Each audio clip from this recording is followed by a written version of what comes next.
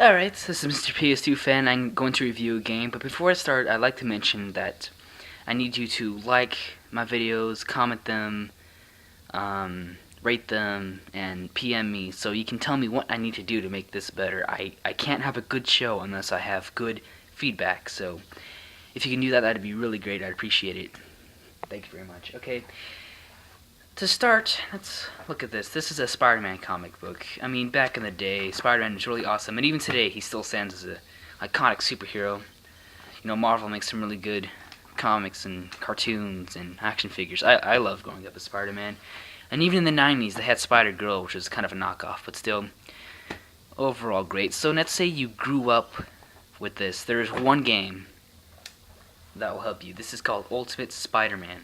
This is based on the Ultimate Spider-Man comic book series. It is just plain awesome. I mean, I'll have a link in the video on the video description somewhere to show you some gameplays, but the graphics, you know, was right there in the Goldilocks zone, if you know what I mean.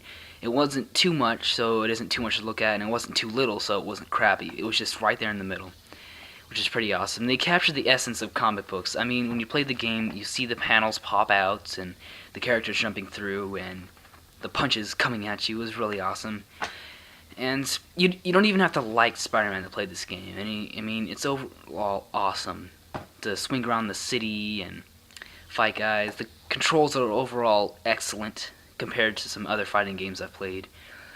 But this is overall cool. You know what's great about this game? It's an open world game, and it literally lasts forever. The replay value of this is just awesome.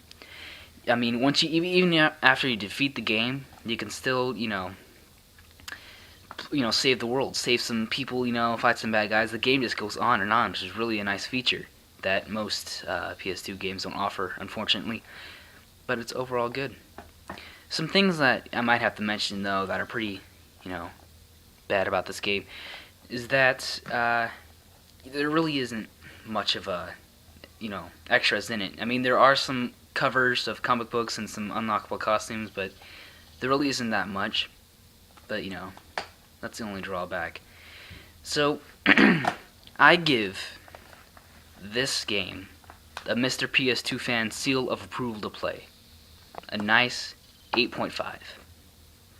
Rated T for teen. Don't play it, you 10-year-olds.